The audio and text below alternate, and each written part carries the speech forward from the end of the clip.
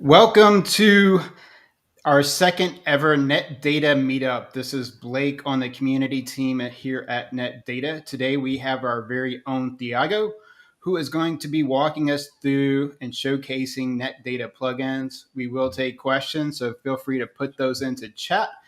The only thing I will note today is go over to our website. We've got a new website updated. We just launched it. It looks amazing. Shout out to our team that worked on that website. It's some really cool stuff. Check out our new community page. Head over to GitHub discussions or Discord today. Let us know what you think of our new website. It looks pretty cool from my perspective. I've got the St. Patrick's Day stuff on, even though St. Patrick's Day is tomorrow. So we're already getting into the St. Patrick's Day spirit. We're not going to be with you on the 17th, but just in advance, everybody out there have a great St. Patrick's Day. Let me turn it over to the person of the hour today. It's going to be our very own, as I mentioned, Thiago, walking through Netdata plugins. And throughout this, feel free in the chat to ask any questions that you have. And if there's other questions around Netdata, feel free to put those into chat as well. So Thiago, over to you, my friend. I can't wait to watch your demo and hear you talk about Netdata plugins today. All right, thank you very much, Blake. Hello, everybody. My name is Thiago. I am a Netdata C developer. I already presented the first meeting that we had a few days ago. Please take a look on it because this is a complement that we are bringing today. I'm already here logged at apps.netdata.cloud, seeing my overview. A quick review, quick remember for you, the overview page is the page where I'm seeing all the rows connected. And this is the way that I can see what's happening around my infrastructure and network. So I will be concentrated on this today. I have right now only one node connected to it. That's the current node where I show for you all our plugins that we have available. We want to go in all details for all plugins. The idea for today is, okay, let's just take a look in the plugins and how you can write your own plugin. This will be the last part of our demo. Our idea is to show for you, to give more understanding how Netdata is working. I said in the previous meeting that Netdata uses plugins to collect data. But where are the plugins? What they're doing? How are they collecting? This is what we'll show for you today.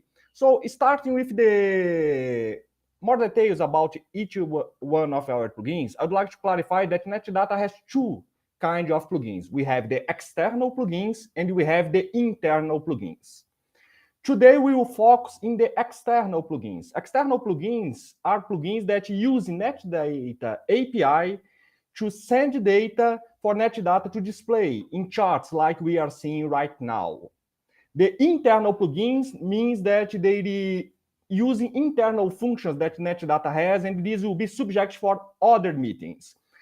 Today, we will show for you how you can create your own plugin. This is the motive we decide to expose mainly the external plugins for you. So where are these external plugins? When you install Netdata, all the external plugins will be at libexec Netdata plugins D. Something that I'd like to say for you about this, let me concentrate only the plugins. All the plugins without exceptions have the plugin extension. So you can see here, Netdata has few plugins already installed by default. And we also added another one that we'll take a look later today. Some of the plugins you can see, they have special permissions, but this is not a specific requirement for Netdata. We do not enforce you to have a permission, but to collect some data, it's necessary to have permissions. Gold plugin, for example, is a plugin that only has the execution because it doesn't go inside some specific files like /proc or inside kernel. But for apps and eBPF, the special permission are needed. So this is something that I would like to clarify for you. Why we use the extension .plugin to identify these plugins? This is not only to simplify the Netdata identification, but this is also good for you to develop your own plugin in the simplest way possible. Now, about the plugins, there is another thing that sometimes I believe we create confusion, and I would like to talk with you before we go deep in these plugins, is the names we use. The plugins are used to collect data, and some people prefer to call them collectors. And this makes sense. For us at Netdata, we treat plugins and collectors in the same way. For us, they're synonymous. They're tools using our APIs to send data. This is plugins for us. So let's now take a look. We already saw where are they at the file system. Let's see now at Netdata. Where are my plugins? In normal situation, the plugins that Netdata develops will show the information inside Netdata monitoring. They also have specific metrics for them. For example, the apps plugins that we will take a look today, when you go to the apps plugin at Netdata monitor, you have some information specific for CPU and files. The eBPF plugin also has its own metrics, like number of threads running, and if they're using the legacy code available for all the kernels or core codes that are available only for the latest kernels. But the Netdata monitoring itself sometimes can hide some plugins, like, for example, you made your plugin and you did not write here the plugin. So is there another place that I can see the plugins installed and running my Netdata? And the answer is yes. In the last meetup, I said for you about the Netdata external API, the API v1. And here we have the API v1 info. I can also require for my Netdata some information. And here, as you can see, we are calling them collectors. And you have a big list of plugins available at Netdata. Everything we are seeing here, you can also get using our APIs, but this will be subject for another meet. I only bring it here today to give you an example how to use our API v1. Now, back to the charts, let's see some of these external plugins and what they bring. Well, these plugins, they will insert data in specific sessions on top. For example, let's start with applications. Last meeting, we already saw the first three, CPU, disk, and memory, because this was the focus of the meeting. So I won't touch them again, and I will start this time with processes. Processes collect by apps plugin, and it's bringing for you information per application. As you can see here, we have X plugin, XF, sorry, we have apps plugin, charts plugin, and all them in different charts with different metrics are organized to give for you more details for that specific process or process group. This is the way we decided to group them. We are not grouping exclusively per PID, but you can, if you configure it, to reduce the number of metrics that you are seeing. We will see later how to configure your specific plugin, your specific software, to see here at Netdata. When it's not configured, what Netdata does? Netdata has the list of software that we are monitored by default, and we also add other when we cannot find the specific software in our defined list. The apps plugins also collect some information for swap when these softwares are running swap. For example, I had one here, my X server had to use the swap app to read some information. So I'm seeing here. And networking information is also collected per application. Before we proceed with other different plugins, let me show for you these specific apps that I said. Netdata has a specific script called edit config. It was created to simplify your life when you are configuring different plugins. If you run it alone, without giving any argument, it will show for you all the options it accepts as argument. As you can see, the edit config not only works with our specific plugins like eBPF Go, but you can also configure your alarms using it. For today, we will use it only for our plugin. So the first that we will take a look is appsgroups.conf. What does this file have? As you can see here, we already have some of the dimensions we saw there. We have specific dimensions for apps, FreeRMPI, cups that are our specific plugins. On the other hand, you can also use meta characters to specify that you want to see everything that has failed to ban grouped in a specific dimension in your charts. So you can configure whenever you want. Here we have already some definitions for SQL, for VPNs, AWS, and the definitions there are exactly what we are seeing here in each one of these dimensions. But that information is not used only for apps plugin. Apps plugin is integrated with another plugin that we have, and we are seeing some information already here for it. That is the eBPF plugin. The eBPF plugin is another external plugin that uses that file, and it complements apps. Apps gives to you an information in a high level. It parses the proc files to give you some information.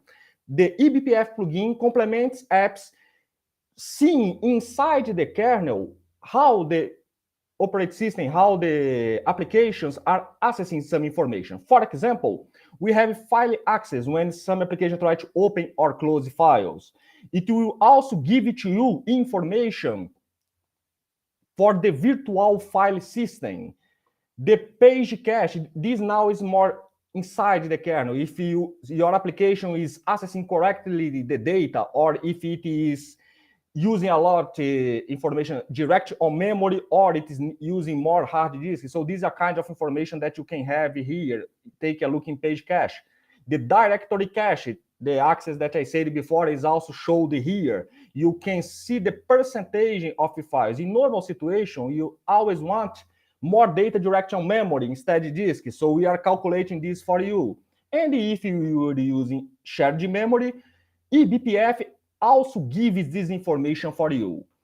eBPF is integrated with apps, but it is not showing only at apps. The same thing is happening with apps plugin. Apps plugin is giving details for you in the charts, but as we saw in the last meeting, we have general charts that are grouping this information to avoid everything to take the final result that probably you wanted.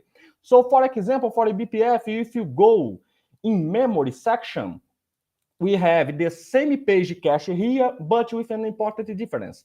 This is what's happening in the computer, the role of operating system. While in application, we are taking information per PID or per process group. We also have information related to calls for some internal syscalls that synchronize disk. And for file system, we also have the virtual file system that we saw there, and there is a specific information that's related to the file system, not for the applications. That is the ext4 latency. I have hard disks here using ext4, and thanks to this, that's monitoring it and verifying the latency to write, to open files, to read files. And finally, the directory cache that we already saw in the other chart. Fortunately, everything is going fine in my disk here. We can see this considering that by default it's running always on top. And this is another important thing feature that we have in Netdata. Other plugins that we have available here at Netdata is the Go Deep plugin. The Go Deep plugin it has this name because it's written in Go, but it monitors different information on your host. For example, I'm using here a module of Go Deep plugin, the weblog. Let me do some requests here in my local host, for we have data to see instead to verify that everything is zero. So what GoD is collecting here with my weblog? We are seeing the requests of hosts, the response, the HTTP methods that are running when we collect data, the HTTP version, protocols, client information, request is the bandwidth that's used. Now it's appearing here, the request is that I did. Remember that we are alive, and this is the motive. There is this delay between what was happening locally and what we are showing in the cloud, but it are not minutes delay. There is only a small delay to synchronize the data that we see on cloud and we are seeing locally. So let me return here for my response that will finally appear. At least it's appeared there. It looks like the synchronization is still having a problem. As you can see here, I'm having an error bit synchronization between cloud and my local host. We also have a GoD plugin monitoring the DHCPD server that's running in my Rusty right now. And GoD, as I said before, using edit script, you can take a look and configure different services on your host. For example, let's return for edit config, but this time I want to see GoD.conf. By default, Netdata is setting everything for yes, and it tries to looking for, but sometimes you need the full configuration. Here I have the role list of services that Netdata is collecting using GoD plugin. But for example, let's just use this example. Let's suppose I want to configure some specific information for a service. You can also use the edit config script saying that you want to configure information for your example.conf. This is the configuration for the model that we can have there in our dashboard.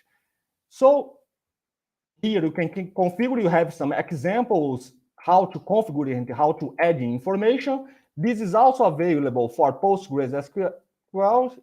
No, Postgres, sorry. Postgres is with Python. We'll return here later. So you can configure everything using our edit config file. Now let's take a look in the Python. I already said about something about it. And my Python plugin here is I am using it to monitor my PostgreSQL database. We also have for MySQL and your SQL database. So please take a look there, how to configure it and how to use it. So let's see what they do for Postgres. It's monitoring. I only have one database installed, that is the Postgres itself database. We can also get some information related to the database size, the write ahead log, something very important, mainly for busy servers. And we also have the autumn vacuum, when that's useful for you speed up some queries that you are running on your database. As I said, this is something that we are bringing using the pythond.conf. We have here some examples. And we also have an example for Python. So if you want to write a plugin in one of these languages, my suggestion for you is please take a look first in these examples, because it will help you to understand what's happening and how to develop the specific plugin for it using already our API. You do not need to create from scratch your API for this specific language. You can use the API that we already have available and create a PR later for our repo and contribute for other people also use your awesome plugin. So let's take a look now in the Python specific script that we have, the postgres.conf. What did I configure here?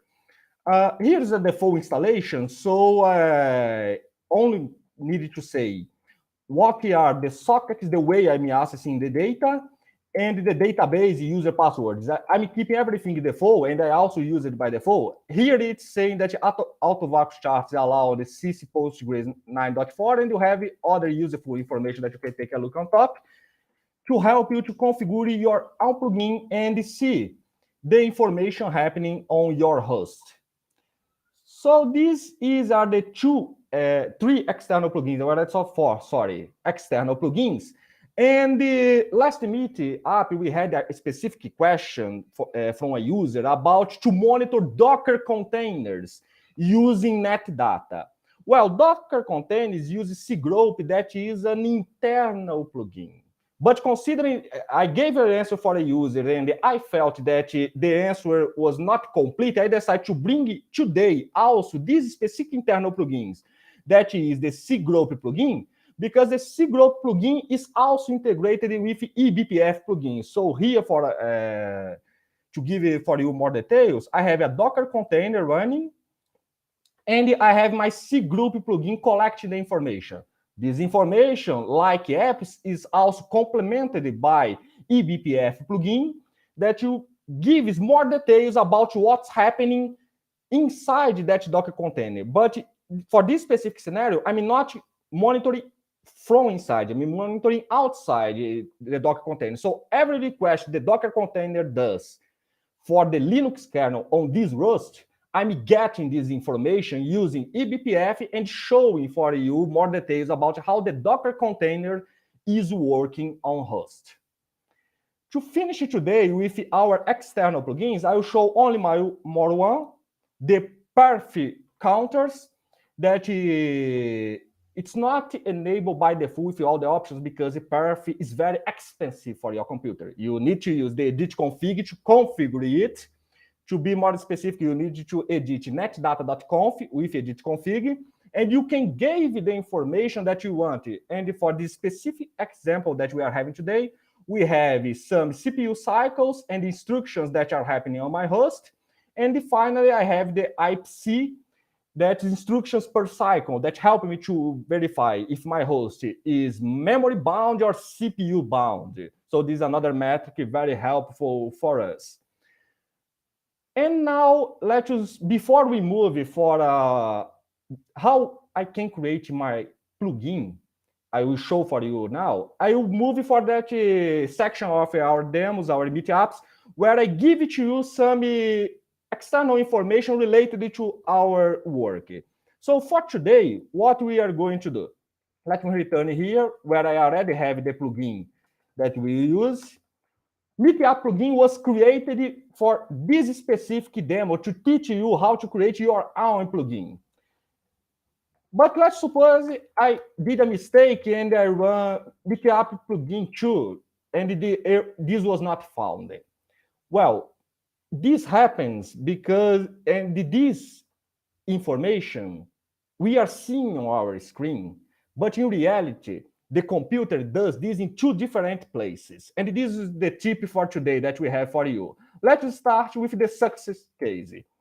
I will use strace here to show the information. The strace, it monitors internal calls that a specific software is doing. And not only for the bash, but also for Netdata. What we are seeing today here, it's very important. And what we are seeing is this final information. The ls command had success to find the file. So it writes in the standard output, or this number one, the correct information. But when we have a fail, like we had for Meetup 2, the operating system and the ls command, instead to use the standard output, it will use the standard error, this number 2. And why is this important? Well, all the plugins that we are using at Netdata, they started by another plugin called the Plugins D. This Plugins D connects the standard output and standard error that the external software you run to the error log of Netdata and to the pipe channel that they use to get the data to show the charts. Everything that the plugin will send as error will log it as error. Everything that follows a pattern that you expect will generate charts for you. So this is the importance of standard output and standard error for plugins D. And for the computer overall, because all the errors will go, or it should go for standard errors, and all the success results should go to standard output. When you're developing, you can change this, but this is not expected. So now that we saw that plugins D will do this magic will know what's happening with your plugin, monitoring these two different standard output and standard error, these two different files. Let's take a look at how can I develop my plugin. I said for you that we had Python API. I said for you we have a Go D API. But you can say for me, I don't know any of these languages. Can I create a plugin for Netdata? Do I need to learn something for Netdata? Well, you only need to learn a simple language that Netdata understands. The charts plugin language that's available in our documentation. Basically, what you need to do to get the charts, your plugin running, is come here at learn.netdata.cloud in plugins, external plugins or plugins, the API, and you have detailed information about each one of these specific commands that plugin understands. This is what you need to send for Netdata output. The language that you use to write your plugin is an option that you have. You choose what you prefer. You can write in assembly if you prefer, but unfortunately it will run only specific hardwares. But if you feel comfortable with it, use it. There isn't any problem. The most important thing for Netdata is to receive these specific messages. So let's take a look in the Meetup plugin that I created today, and you'll see how you can create your own plugin. What it does. Here I already copied, to simplify our life, the commands that's necessary for me to create the simplest plugin possible. So let's take a look at the steps to create a plugin. The first thing that you need to say for Netdata is the chart that you want to create. And the chart you will have dimensions, so you need to specify the dimension information. I'm not going in detail for each one of the options. Please take a look later in our documentation. And finally, these three options here are not necessary when you are creating chart. I only added them here to be everything together for you understanding what are the 5 most used options with plugins. The begin command will specify the chart that you are sending data. Set constant is the dimension that I am sending the data, and I'm saying the value that I'm adding for that dimension. And end says for Netdata, okay, I already updated this chart. When we go now collect the data, what we do? We are sleeping here 1 second because here I said for Netdata that this plugin is updated every second. So I slept 1 second, and after 1 second, I should do everything I want here to collect the data, to work with the metric, and when it is done, I send again for Netdata the same 3 commands we saw above. We have the begin with the chart, the new value, and finally we have the end. And doing everything that I did here, you will have at your dashboard, let me see where my plugin. What's the chart name? Sorry, Meetup chart 1. It here. Oh no, it was not exported. It was not exported for that data, but this is what we expected to have for a specific plugin, and for this specific demo, they will show for you the constant value, always the chart with the value number 2. So this is what we had for you today, how to create your plugins. These are the external plugins. You can have an external, as I say, plugin that you want to collect whenever you can. And if you want to share your awesome plugin with somebody, please create a commit in our repo and you share this for the world, and everybody will have conditions to monitor the same tools that you are using. So I'm returning now for my friend Blake, and one of the favorite moments that we have during these meetings, that are the questions and answers. Thank you very much, Blake. Hey, thanks so much, Thiago, for that presentation today on Netdata Plugins. If you're watching live in the chat, we've got links where you can find this on the amazing learn.netdata.cloud. Definitely go there. Thanks, Thiago, for walking us through. And also, If you are joining us, be sure to go out to the new Netdata website. Looks amazing, so check it out.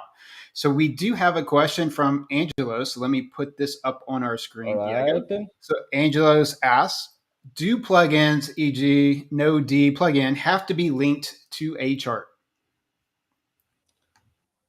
The plugins or the modules that will be associated to the plugin need to send for Netdata the charts that they're creating and the values for that charts. It's not obligatory for when you are creating a plugin to change any configuration.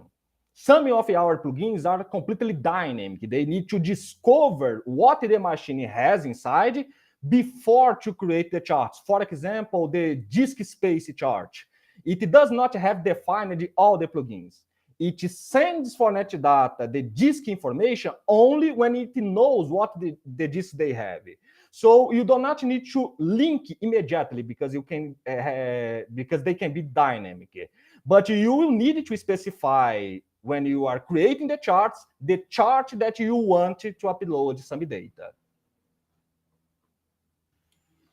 Okay, great. And one more question from Angelos. Of So course. Angelos asks, can I create a custom plugin that sends data to a backend database without having a net data graph?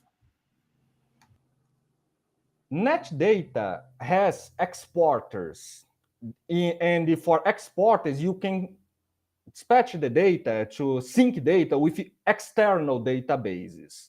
But Netdata only understands charts. This is our internal language. So you need to convert for our language that I showed during this demo.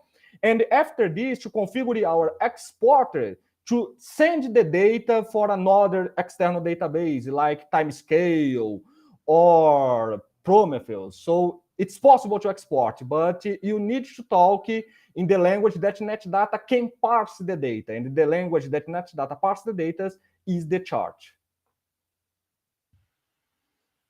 All right, thanks for that answer. And Angelo says, okay, got it. Thanks. Very clear answers. Oh, I'm glad for this. Please send another question if you need in our community. We are always there. Not only me, but your other teammates are there to answer you and help you to use NetData.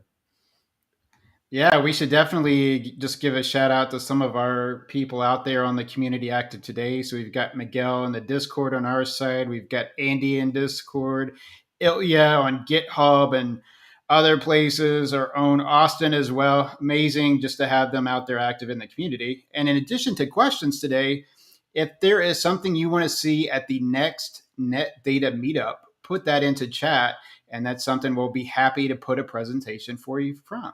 Up next, our very own Andy asked, where is the best place to see all the plugins that exist? Is there a roadmap of plugins coming soon, etc.?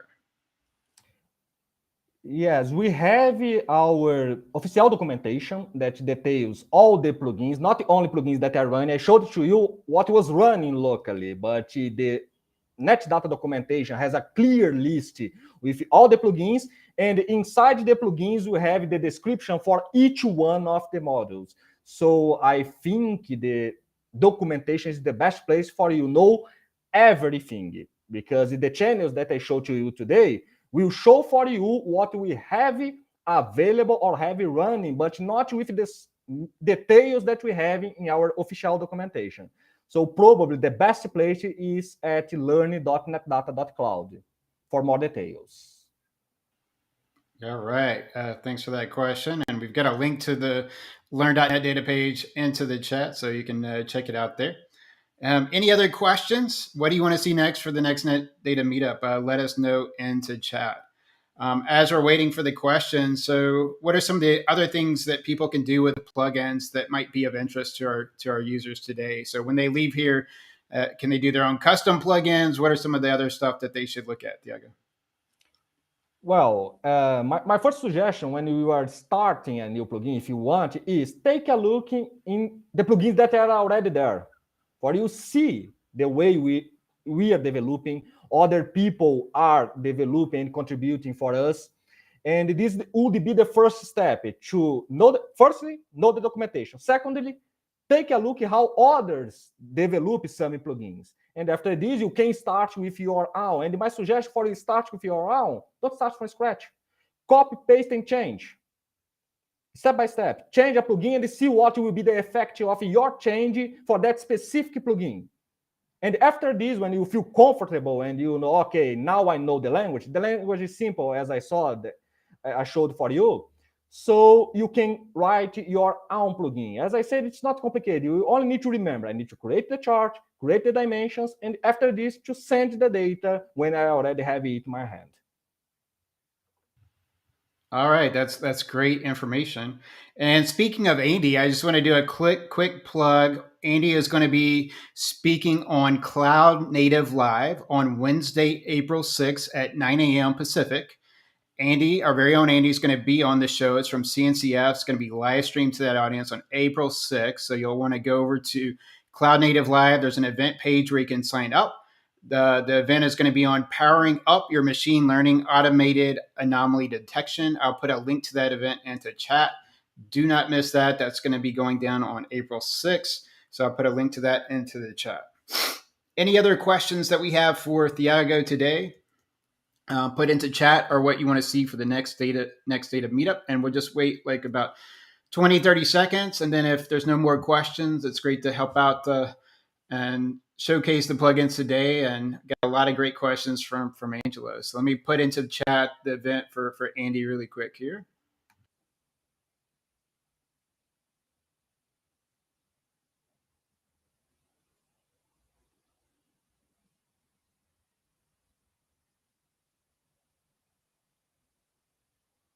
Okay, got that up. So I'm not seeing any other questions today. So Thiago, feel free to wrap us up. Amazing presentation today. Also great to pair that with the amazing document that we have on learn.netdata.com. We got those links in there. Got another exciting event with Andy with our friends at CNCF that are doing for Cloud Native Live on April 6th. We'll have Andy on for another event here in the next 1 or 2 weeks as well. So lots of exciting stuff going on there. And then Thiago, the floor is yours to close us out. So for all those watching around the world live or seeing this on replay, thank you for being a part of NetData. We're excited to have you here. We're always wanting to hear what you want to see, how we can help you out. So get over to our GitHub discussion thread. Let us know there, or on Discord. Checking out our new website. Let us know what you think. So just have a great rest of your Wednesday. Thiago, feel free to close us out today.